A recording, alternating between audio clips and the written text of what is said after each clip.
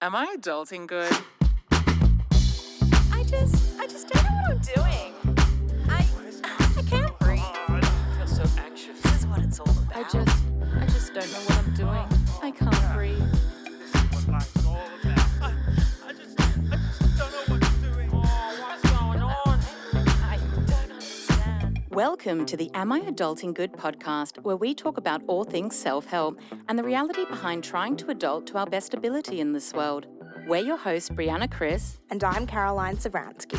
and we are both in community mental health, so we've seen some pretty interesting things. Deciding to take on the journey of self-betterment is daunting and hard. Let's make the mistakes together and share what does and does not work. Because hey, are any of us doing anything right? And if we are, how would we even know?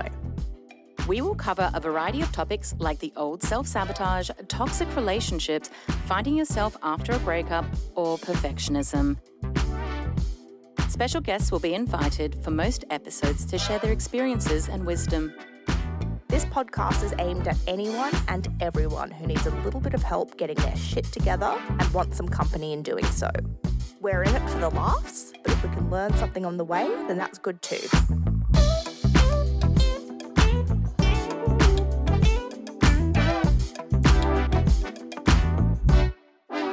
Am I adulting good? Welcome, everyone, to another episode of Am I Adulting Good? This week's topic is something that many of us can relate to. Many of us may not even know that we actually do, and that is the topic of addiction. And we are joined today by Paul, who is the founder of Off Addiction, which is a sober coach and sober companion services. And so to begin, thank you for joining us, Paul. Thank you. Thank you for having me. I appreciate it. Thanks so much Pleasure. for being here, Paul. I, apart from like questions for the podcast, I've got, personal questions I want to ask you that I think our listeners would relate to. So can't wait to have you chatting with us. Sure, be good. So to begin, we'd just like to ask you, what does adulting mean to you? For me personally, adulting means where I am in my life right at the moment. I'm quite happy that I can say that I'm responsible for my behaviours and my actions, and I'm present and reliable to those that I love and care about. That's what it means to me. Overall being present. I like being present and, as again, responsible with no blame. It's a good thing. Yeah, that's a very mature response. Not many people give the response of, being responsible for themselves and others. So that's No, they're always looking at someone else. That type of thing. Blaming. Exactly. But we'll get to that. Especially when it comes to the actions, a lot of people say taxes and, paying my rent, that makes me responsible. But as you get Yeah. older, you start to realize it's more of the interpersonal relationships. That's right. And at nearly Yeah. 60, I want to be reliable. Tell us about yourself. Who are you? What do you do? How did you get to doing what you do? Well, back when I was partying and everything, I had a very successful business for over 25 years. And due to a lot of my behaviours, I lost that business. Some years ago, I'll just touch on this momentarily, if I may. Some years ago, I started doing some charity work as a speaker with in the juvenile justice system, which I really enjoyed. And a very dear friend of mine suggested that I should look at doing what I'm doing now, and the fact that they believed that I'd be quite good at it. And I sort of stumbled across it. I personally, as you'll find out throughout the podcast, I've had issues with addiction in the past. I'm 12 years clean and sober, abstinent from any mind or mood-altering drug. So I understand on it. And I think that, I made a lot of mistakes along the way, and I kept a journal, and I'm fortunate. I have a very good memory, and I learned a lot. I've learned a lot about myself. I've learned an awful lot about addiction, and now I believe that I'm in a position where I can pass that across to others. And there's a lot of people out there with it, suffering from it. And addiction affects, there's, in Australia or worldwide, there's a massive amount of people addicted to prescription medication, that type of thing. And most people are in denial, of course, as to what they're doing. But generally, they're the last ones to know. This whole sort of thing that we do, it's about being, an individual relating. It's an understanding, that they get it where you're coming from. Because I think often, you'll be talking and they often think you're talking about them, but you're not, because it's like a reflection. A lot of people are reluctant with, going to rehabs and that type of thing. And really, when a person's vulnerable to alcohol or drugs, it's just having somebody that understands, that can relate to what they're going through and help them to get through it, to discuss the various ways of getting out of the situation they're in. Because there's a lot of denial with alcohol and substance abuse. There's a lot of people, most people think, that because they go to work or whatever it may be, they may not have addiction issues, and they're manageable, but it's not necessarily the case, because it's progressive. Alcohol or drug use or whatever it is you're doing is progressive. So over time, you're not able to do the things that you once were able to do. And people tend to look back, well, I could do this and that. But as I say, as time progresses, things get worse and worse and worse. And generally, the person who has the substance alcohol issues is the last one to know. It's everybody else around them knows and starts to suffer, because our actions reflect onto others. And at the time, as I said, we can't see it.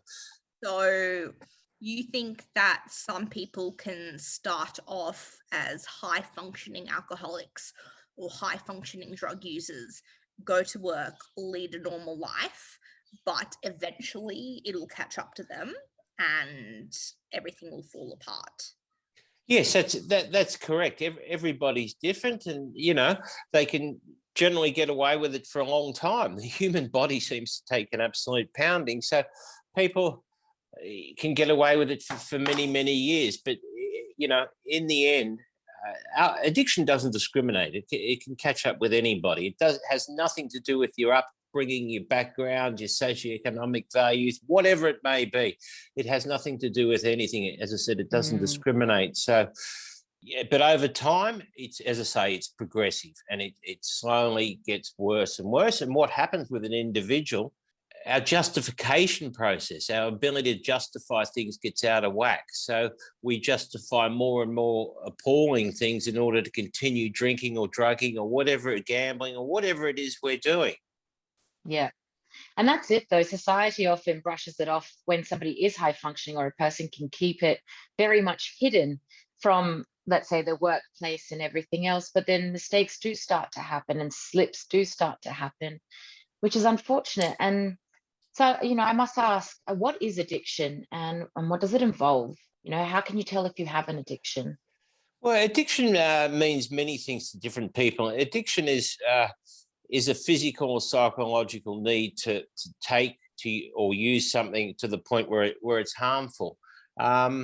Addiction, to me personally, is it's unmanageability in one's life.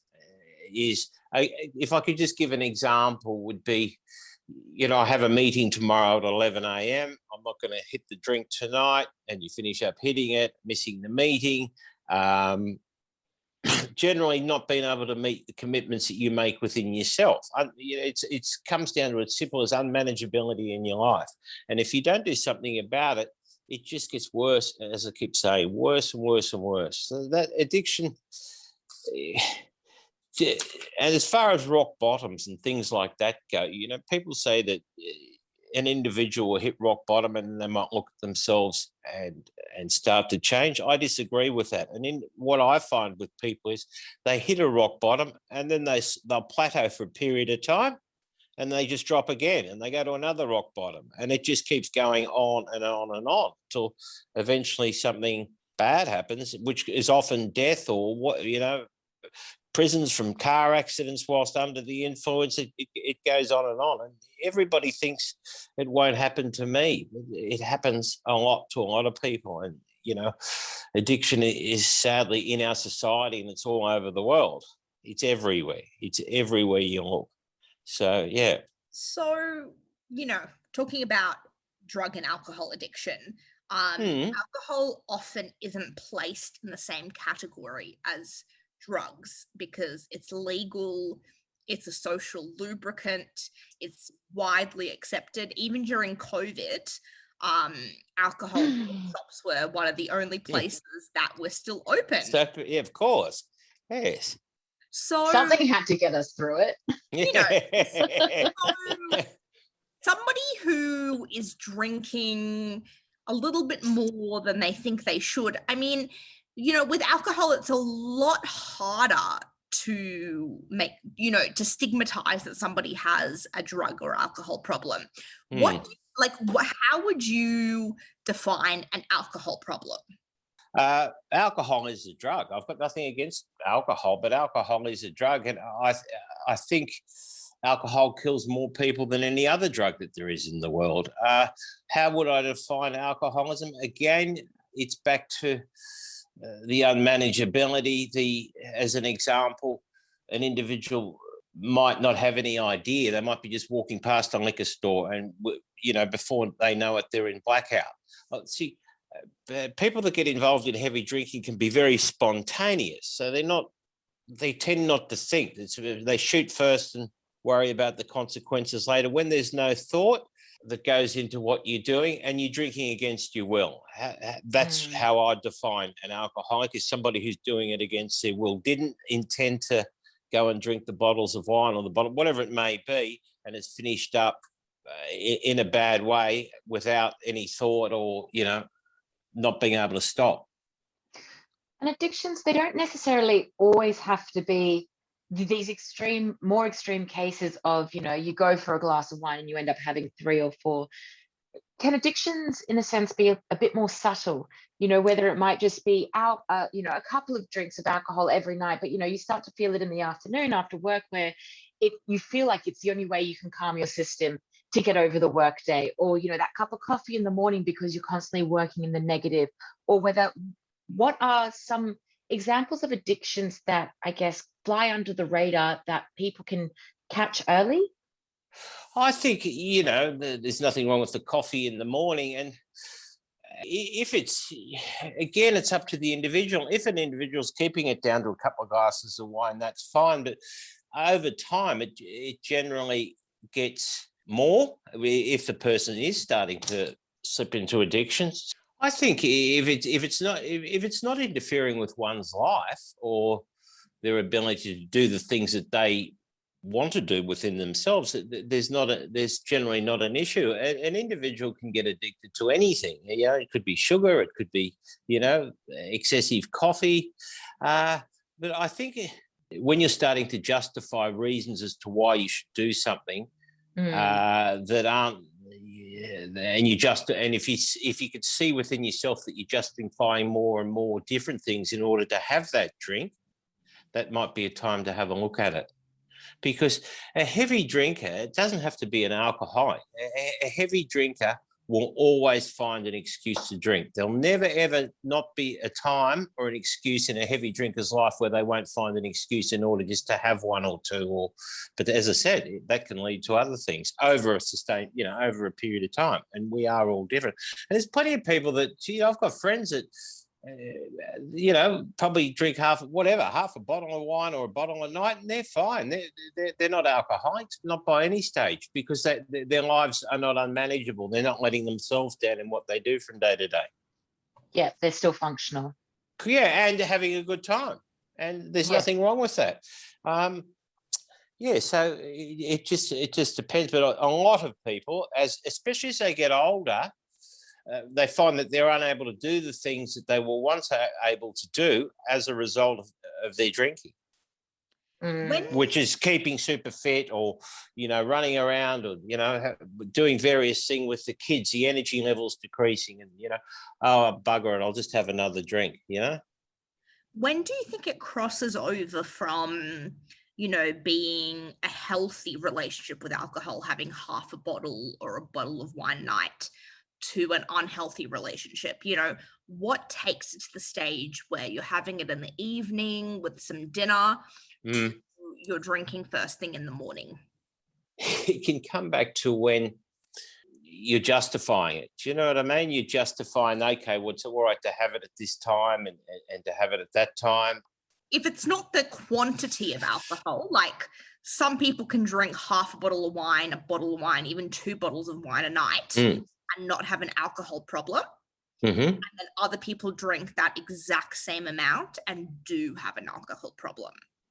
How do we differentiate people between people who are drinking socially and enjoying themselves and people who have a genuine alcohol problem? Well, I think it's being, you sort of mentioned, it's being able to pull up after having those few drinks and to define an alcoholic. If you were to look at it and to define an alcoholic, it's not how much you drink or how often, or not even how often you drink. It's what happens to you when you do drink. And is it, one, if you start drinking is one too many and 100's not enough, that type of thing. So that, I think that's a big indicator there. It's what happens when you do drink.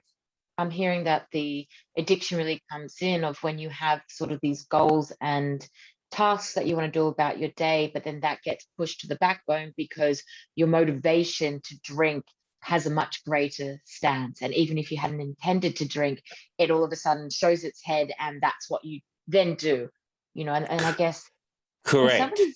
When somebody's in that state, what are the consequences that can come from it? I guess, the psychological ones, the financial, the social consequences. The relationships fading away. I think this is quite pertinent. If you're drinking heavily and you're starting to look outwards, you're blaming others for the situation you're in. Okay, I'm not happy with my job, I'll have a drink. I'm not happy with my partner, I'll have a drink. The kids are driving me mad, I'll have a drink. If you're blaming external things for your own behaviour, that's a big indicator that you either have a problem or you're heading towards a problem. Wow. Heavy drinkers have 3 things in common that are quite, they tend to not listen. They can tell quite a few lies and they blame. When you're starting to blame others for your own behaviour, I'm drinking because of this, this and this. Generally, it's a partner, it's my job, all the things that I just mentioned. That is a key performance indicator that you're heading towards a problem, because there'll always be somebody to blame. There's always someone to blame for something in life. It doesn't matter what it is. And if you're doing that, that's an indicator that the alcohol might be becoming a problem in one's life. Yeah. And when it comes to addiction, you were saying before we started this, it's not just things such as alcohol, that people are addicted to other things such as pharmaceuticals and other, that don't quite get picked up or addressed. Oh, yes. Just because something comes in a packet doesn't mean it won't kill you. But, Valium, benzodiazepine. There's more people, just as many people in rehabs around the country for pill addiction as there is alcohol or cocaine or whatever other drug, class A drugs. So, and a lot of people, they continue. I've met a lot of people over the years. They've managed to get their alcohol addiction under control, and then they've moved to Valium and other things, and they've got hooked on that. Because if you have that addictive nature, you can get hooked on anything. But the Oxycontin and drugs like that, they're just as prevalent as alcohol around the world. There's a lot of people, sadly, in this world suffering from painkiller addictions, as I say, Valium addictions, and whatever it may be. And that is a problem as well, of course. Do you want to tell us a little bit about what you do in off addiction? Okay, if a person has slipped into addiction, and generally nobody rings me because things are good, it's totally gone to crap by the time they're ringing us. One of the things that people need initially, they need somebody to talk to, and they need accountability. In the short term, is to offer them accountability and a program to move forward, to assist them with things like the blaming, I'm not happy with this, I'm not happy with that. And that's one of the things. There are no guarantee. They've been trying to come up for a cure for addiction for 100 years. They haven't, and they never will. But one of the things I can guarantee to people, and that is within oneself, and this is something that I can guarantee. If an individual is suffering with alcohol, a problem with alcohol, if they can abstain from alcohol for a period of time, meaning a year or two, I can guarantee that all their problems with people, places, and things will dissipate. They'll go away. Sure, you're going to have life's challenges and various, things pop up with family and kids and all the other things. That's they're inevitable. But most people, or all people, that have addiction issues are full of blame, and they're blaming the world and everything around them, the circumstances and the jobs. And that's one thing, you'll get peace within yourself there. And another thing too, a lot of people are under the opinion in their own mind that if their circumstances change, they'll be able to control their drinking or their drugging, i.e., I'll have a new partner, I'll get a new job, I'll move house, I'll move overseas. But I've never seen anyone that's been successful doing that, because nobody is. Because at the end of the day, the individual is still stuck with themselves. If I was doing that, you could stick me on the bloody moon, but Paul's still with Paul. And people are often looking outward in order to fix the problem at hand. And you've got to look inward. And, the world is looking outward for everything. So, circumstances won't change the fact that you've slipped into addiction or heavy drinking, or however you want to define the wording. So we explain that. The numerous things. It's just helping them. I don't believe in, if I'm dealing with, there's numbers, if we're dealing with a new client, I don't believe in going back too much over the past. Sure, it hasn't been good of late. It's trying to keep them present. And really, at the end of the day, they can only stay sober for the day that they're working with you, or each day at a time. An individual only has today in order to stay sober. So we work on that. Otherwise, it can get too deep-rooted into problems and, all that type of thing from the past. So it's about teaching them to realise that they only have today in order to stay sober, and it doesn't come overnight. Is working with them to stay present in order to stay sober for today, because that's all that they have, not to be looking forward or backward with it. And if they go backwards, they start looking at how, what's wrong with their life, and that can lead them to drink. Because when people they're very vulnerable, and they're looking at any excuse or any reason to go back to it. So you've got to try and just keep it in the present. And that's one of the things that we offer is the companionship in order to start seeing this. It's not an overnight thing. As an example, an individual hasn't become addicted to whatever substance they're using, in a day or two, or generally years. It's years and years of progressive use. It's got them into this situation. So they're not going to get out of the poor toxic situation that they're in until there's going to be, it's not going to take as long as it took them to get into the hole, but there's going to be some time, and they need to do some work on themselves. But not, as I say, you need to be looking inwards in order to I'll just digress for a moment. A lot of people, and you've got to get them through this. Once they start to look at themselves, they've got a little bit of time, whether it's a day or a week or a month away from the alcohol, and they start to look at themselves and they don't like what they see, because there's a lot of shame and there's guilt and there's remorse, and it's 1,000 times easier for them to pick up another drink than it is to face up to themselves. So that takes time. That takes time. And people say, people can be ashamed to put their hand up. I don't think there's any shame in it at all, because there's a lot more shame to continue what you're doing in the destructive pattern that you're in than there is to, put your hand up. So you hear a lot about shame, and people are ashamed, but sometimes it's just an individual's head telling them that. There's a lot more shame in to continue what you're doing. If you had slipped into a problem, there's a lot more, and there's always a lot more to come, of devastating incidences and happenings with the individual. It's also you the know. fear of change, the fear of changing up behaviors and the fear of not succeeding when you're trying to make those behavioral changes. But can I ask, yes, of course. steps can people take if they start to notice that they might have an addiction or they're performing actions that are, against themselves?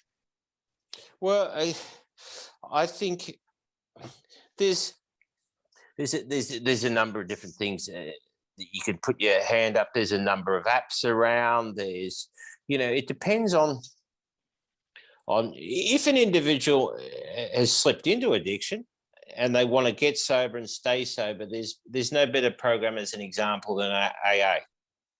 Well, initially they could. There's a number of different places an individual can contact. I believe that attending an AA meeting just to have a listen initially. There's so many different things. There's Hello Sunday Morning.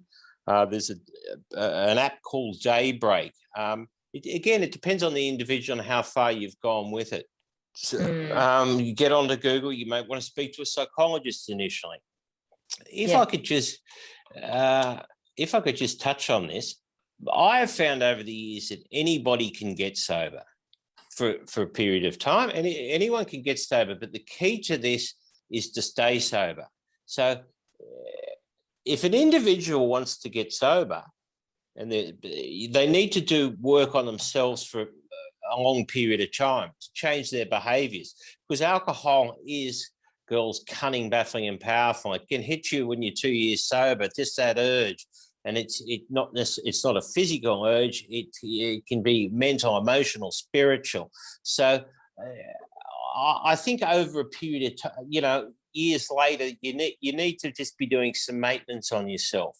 And however you find that, whether it's through exercise, through prayer, through meditation, through a number of different things, you've got to do a combination of things in order to maintain it.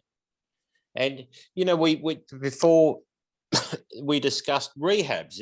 They're everywhere and they're doing a fantastic job. But again, back to what I said about anyone can stay sober for a period of time.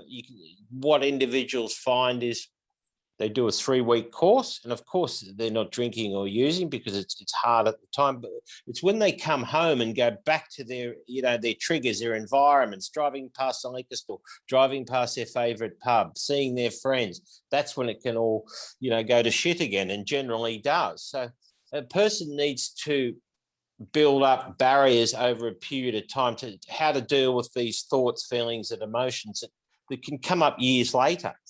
They don't go away after, they can come up years later. So it's building up those boundaries. But initially, for an individual, you jump onto Google, there's numerous things. I think long-term AA is it's a wonderful program. Do you think addiction is a lifelong battle? At 12 years sober,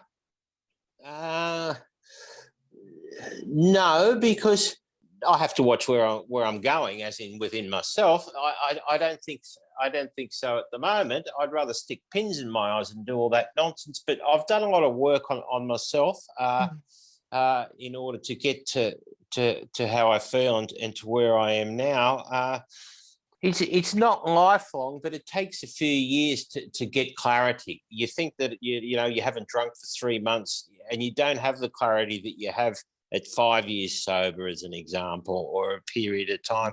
But I've got an ability to see things for how they are these days. As an example, if something bad happened, and it wouldn't matter how big the problem was, the way I view it today, I have a major problem that I'm staring directly in front of. If I was to pick up a drink or a drug, I'm going to have 2 problems. And the second problem is going to be a downside worse than whatever the problem is that I'm looking at. But it takes a long time to be able to see that. It's maybe not lifelong, but I think an individual needs to look at their behaviours, because an alcoholic or an addict will pick up a drug or a drink through their actions prior to actually picking up the drink, if that makes sense to you. So they start acting out in strange ways, and behavior patterns start to change, and that's a key indicator of the not running well. So it's a monkey on your back, but you can control the monkey on your back. And you can have a bloody good time without it too. Life's good without it. So what would you say are some of the myths about addiction and facts that people may not know? Myths, I think one of the myths, that a person that uses drugs or alcohol, it's their choice. If they get addicted, it's their fault. I don't disagree. I don't agree with that. No one chooses to suffer with it, to become an addict of any description. You'd no sooner get cancer, or as I've said earlier in the podcast, stick pins in your eyes and become an addict. So I don't think that it's an individual's fault.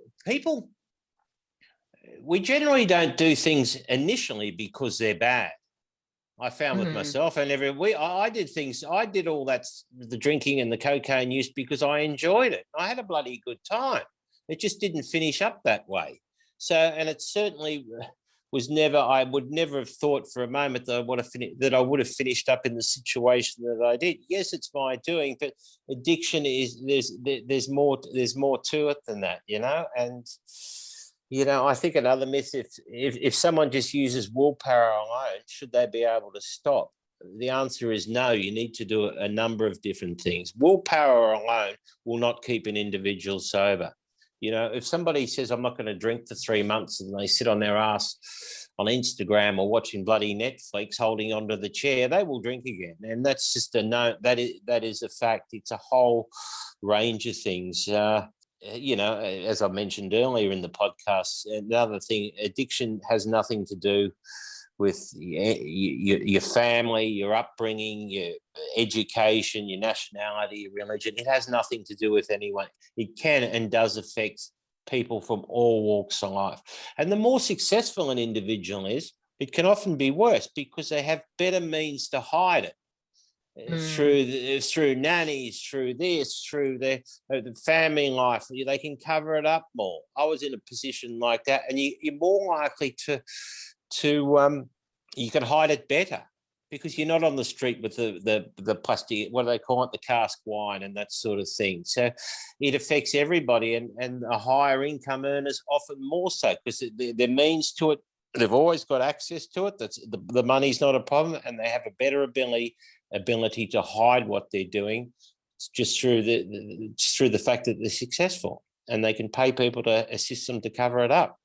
What do you say to people who live in a society, a community where heavy drinking, cocaine use, party drug use is normal? It's part of normal, social interaction. What do you say to those people? Where are we talking? Sydney, Melbourne, Perth, Brisbane, all of them. Anywhere, I'm joking. In the world. I'm joking. It's everywhere. If you're drinking a couple bottles of wine and having, I don't know, a bag of cocaine on a Saturday night, but the people around you are saying that's normal, then do you have an addiction, or are you just fitting in? I think a lot of the time you're just fitting in. Everybody normalizes it when they're, you're in that situation. I got to the stage where I actually believed in my own head that it was normal. Everybody did it. I think if I went back 20 years ago, I didn't know anybody that didn't do it. So we start to normalize it, but it's not normal. It's not normal behavior. It might be okay in the beginning, but as the years go by, I certainly don't think it's normal at all, but we justify it as being normal because in these cities and country areas and anywhere in the world, as you mentioned, people are normalizing it and doing it, and not all become addicted. A lot of people go on to have great lives. It's I don't know what the percentage is, but just because you use a particular drug or a substance doesn't mean you're going to get addicted, not by any stretch of the imagination. And I really don't believe that, but there is going to be a certain percentage that as time goes on, they find that they can't, what they think is functioning, especially with cocaine. You get that euphoric feeling that you're achieving things and you're going well in your business, your professional life, your home life and everything else. But really, I found, and I know firsthand, I wasn't achieving anything. But it gives you that illusion that you are a high achiever. And again, it is normal for a young, I suppose, for a person at the time, they're having a great time. As I say, we don't do these things initially because they're bad. We do them because, we're having fun. We're at a party, whatever it is. But again, people, not all that, if there's 200 people at a party, there might be 10 or 20 of those people that 10 years later are doing it alone at home. So when it's becoming a problem, you'll find if you're doing it one out, you're taking the cocaine, buying a few bags on a Saturday night at a party, and then some years later you're doing it at home alone. That is a key indicator you've got a problem, and that does happen, and it does happen to a lot of people. What percentage? I don't know, but that is a big indicator. When you're starting to do what you were doing on a Saturday night, girls, out and about, having a good time for a boy, picking up girls, whatever it may be, if that's continuing, down the track, you're drinking alone, you're taking cocaine alone, and plenty of people do that. That's generally you've sadly but surely slipped into addiction, and that does happen, and it's happened to so many people that I've met over the years. Yeah, there's a saying, I find that as they say, what goes up must come down. well, what goes up must come down. How it's three-pronged in a way. It starts off as all fun. And if you can, pull yourself up and you in your 30s and change your ways, that's good. It goes from all fun to fun and problems to all problems. It's three-pronged, and that's generally how people go with it. And not everybody's going to go to the third stage. But, when you're starting to, you might be in your mid-30s as an example, and you're behaving that way at home alone, or you're not going out. What starts off as a party drug with a lot of these drugs, so many people around the world finish up using them heavily alone. That's not fun. That's a problem. And then your head starts to tell you all these things that aren't necessarily happening. And that's why these people can often have problems with others, because they think other people are looking at them differently, or they don't like them, or whatever it may be. But it's all nonsense. It's your head telling. But I think defining drug use, only if it took party drug use to define an issue, as I've mentioned. If you're doing it at home, you're doing it alone, you're coming home from your high-paying job and you're having a few bags alone on a Wednesday night, drinking a bottle of vodka and going to work the next day, you're on the way to you either have a problem or on the way to having a big problem, which is that once it gets to that stage, it only ever gets worse. It never fixes itself. It's like a car with it won't fix itself. A bottle of vodka and a bag of cocaine on a Wednesday night. That sounds like a problem already. That is a problem. There's plenty of people doing it. It is everywhere, girls. It is everywhere. Well, this is why it's important to open up these conversations, because people do, and it isn't a secret, and they are able to hide it from their loved ones and the people around them because they're high functioning and they can still make it to work the next day. But correct. Yeah. What does recovery look like to you? Recovery to me, it's just such a good way to live. I'm healthy, I'm relatively fit, I'm positive. I've forgotten what it's like to hang over. The benefits fade. Well, there are the benefits are just endless. This might sound odd, but I might point this out to you.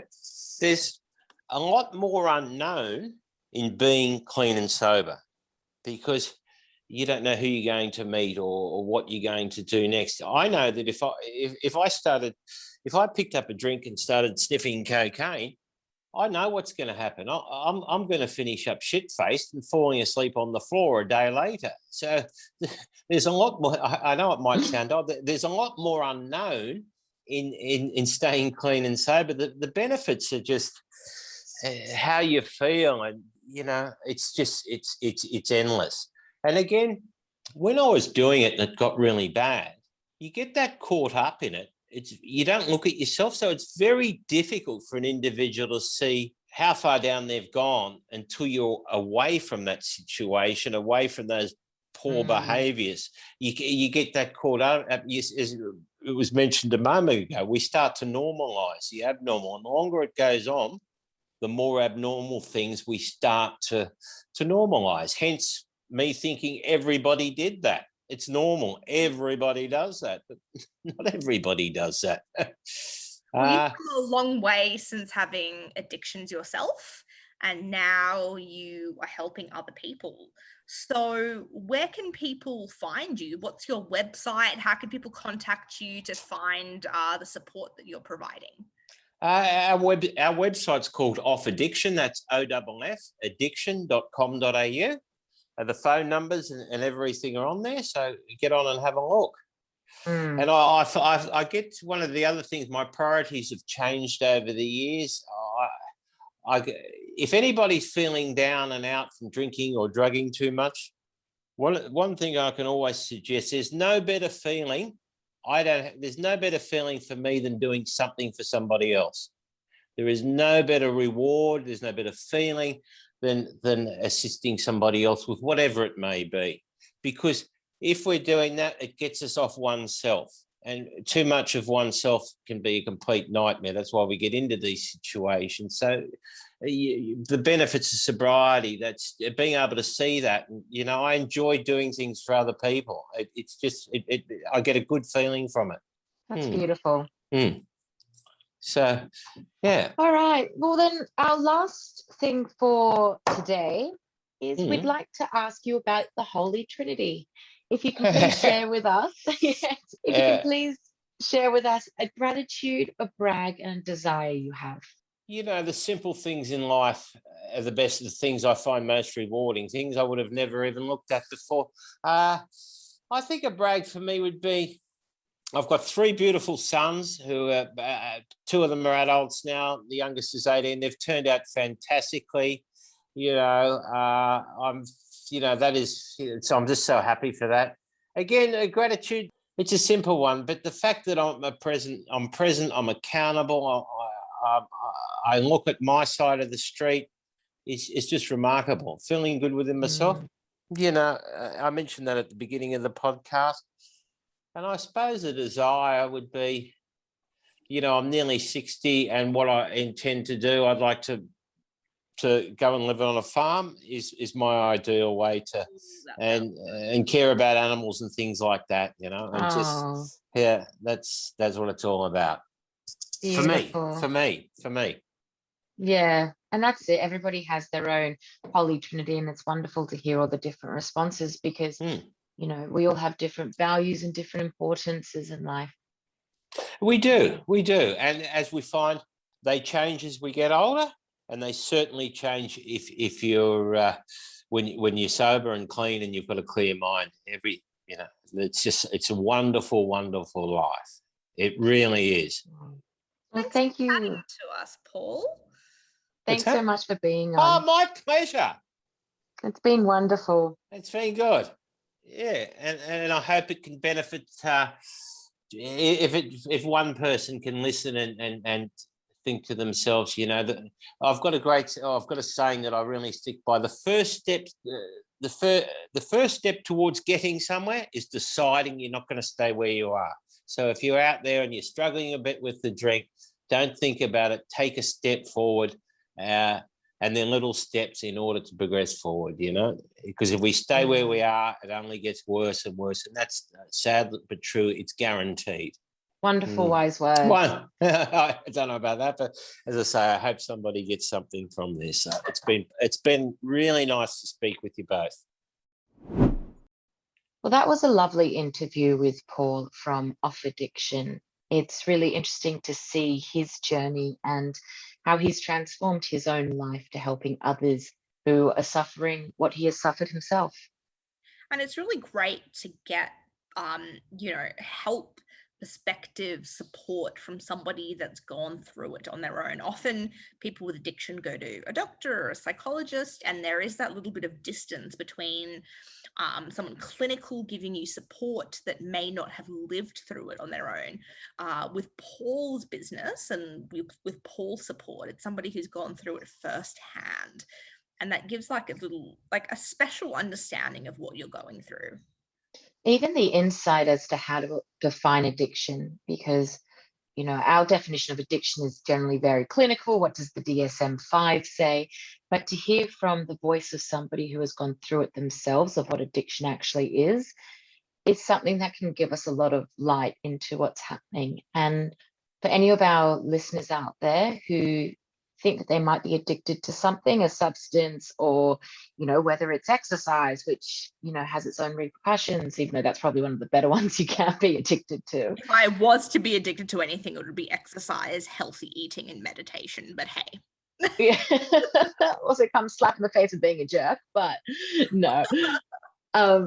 If you do find yourself in a bit of a pickle, please go see your local GP. We'll put up a couple of resources on this episode, and seek the help, because we all have great potential out there, and we hope that you get to reach your own. Thanks for listening to the Am I Adulting Good podcast. We hope you guys are getting out of it as much as we are and are learning a trick or two about how to adult. Please give us a review and a 5-star rating, like our podcast, and follow our channel on whichever streaming app you're using. It really helps us reach more people and build our community. Hit us up on Instagram at Am I Adulting Good? Also, remember to send us your Holy Trinity and share your stories with us at amiadultinggood@gmail.com. Each week, we'll share one of our adulters' emails, and that could be you. Seriously, we love hearing from you. Keep doing your thing, adulters. We love you. We love you.